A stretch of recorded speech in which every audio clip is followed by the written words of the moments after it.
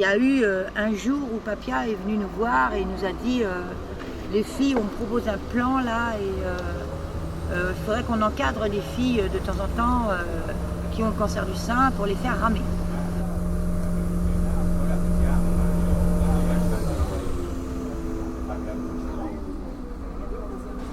Alors nous, d'emblée, bah oui Papia, pas de souci, nous on va venir t'aider, il n'y a pas de souci, ça nous plaît. C'est pas beaucoup de temps, c'est vrai qu'on a plein de temps. Donc, et puis c'était bien une séance par semaine, Maxi, hein, pas de souci, rien de plus, rien de méchant. Hein.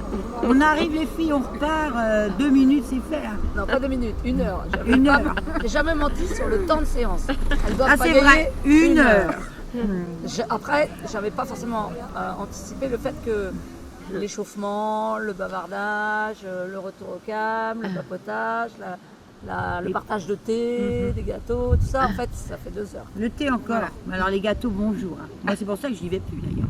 Parcourir nous, on se casse courir parce que les gâteaux, bon. Et donc c'est ça l'histoire des 4 bénévoles là, enfin 5, parce qu'il y a un petit peu Louise, mais moins au début.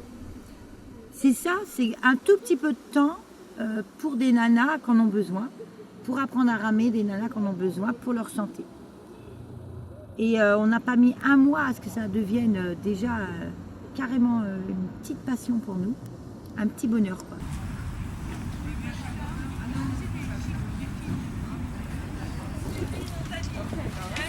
Charlotte, Annie, Patricia, Claire, Laurence, Cathy, Sylvie, et Thérèse. Et c'est avec Papia sur la tête noire ce matin. Merci. Et Claudine Autant. La tête bleue ce matin. Lolo Autant. Tout le monde a une baguette, non, Sylvie n'a pas de baguette. Tiens. Merci. Normalement, c'est bon. Attends.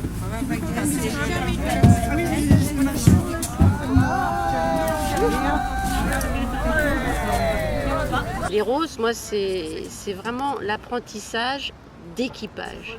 C'est vraiment une activité d'équipage.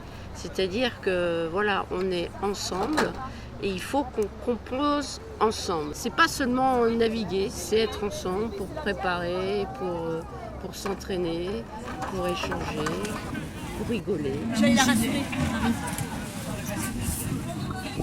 Merci. Je le dépose. Il y a un gilet. Ce qui est super sur le Dragon Boat, c'est l'équipage. C'est vrai que c'est la seule embarcation. En eau vive, on est 2, et encore au calme, on est 4, éventuellement qu'à 4. Mais le Dragon Boat 22, là, c'est le top du top. Pour ça. Et par contre, moi, j'étais confiante sur le fait que notre activité, je sais que quand on la pratique, quelle que soit sa forme, au calme, au vive mer, on a vite le virus, mais le bon virus.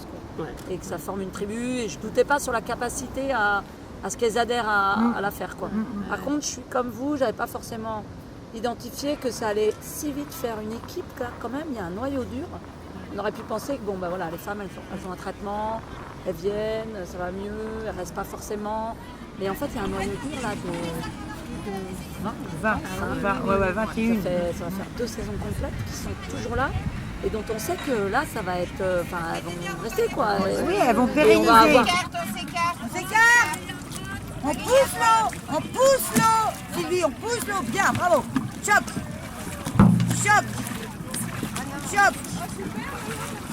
Avancez un peu les filles. Chop. On stabilise à l'extérieur. est sur la ligne de départ, vous affolez pas les filles. On y est les filles.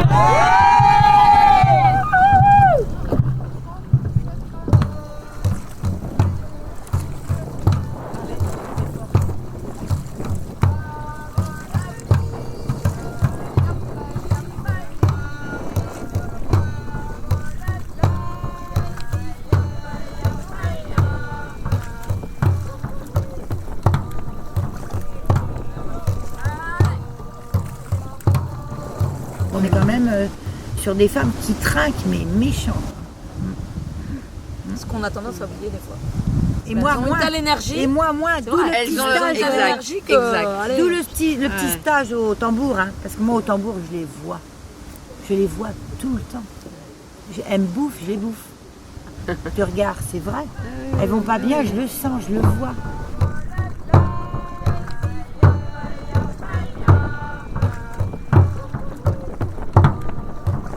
Je suis thérapeute, je suis ergothérapeute.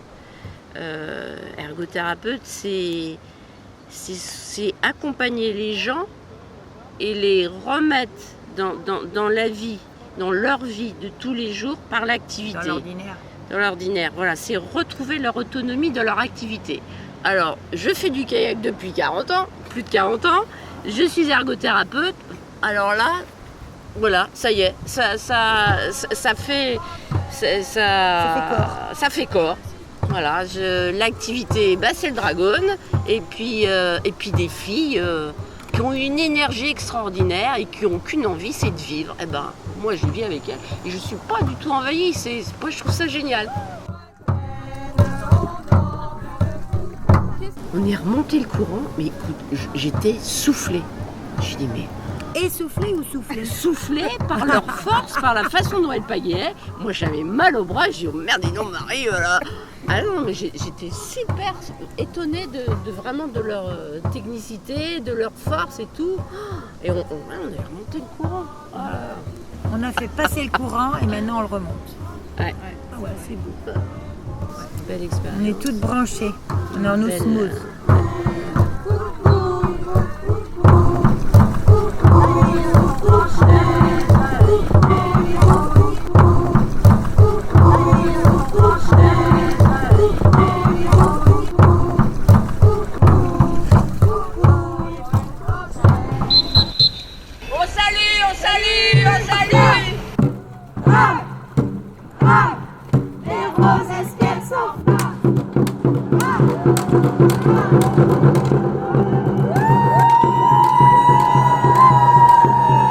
La Vogalonga, c'était un objectif et comme elles l'ont atteint, j'ai l'impression que pour elles maintenant il n'y a plus de barrières.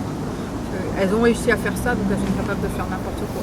Il ne faut pas oublier que justement la Vogalonga, pour certaines d'entre elles, c'était l'aboutissement de leur pas survie mais revie quoi. De leur vie à nouveau après la maladie.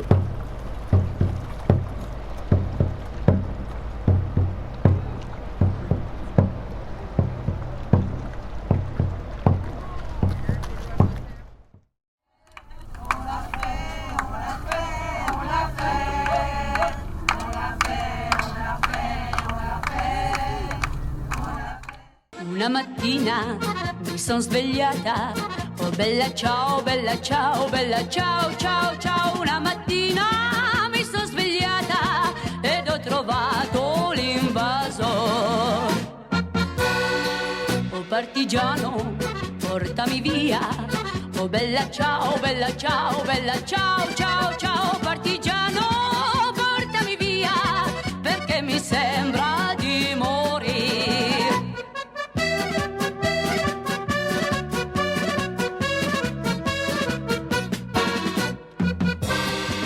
Se io muoio sulla montagna, oh bella ciao, bella ciao, bella ciao, ciao, ciao. E se io muoio sulla montagna, tu mi devi seppellire. E tu mi devi seppellire, oh bella ciao, bella ciao, bella ciao, ciao, ciao. E tu mi devi seppellire sotto l'ombra di un bel fiore.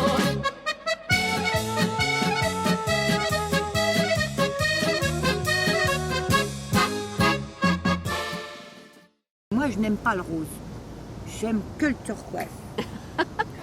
Et ben j'aime le rose et il m'arrive maintenant de trouver des choses roses jolies. Donc voilà, c'est moi ça. Le rose finalement, le rose c'est beau.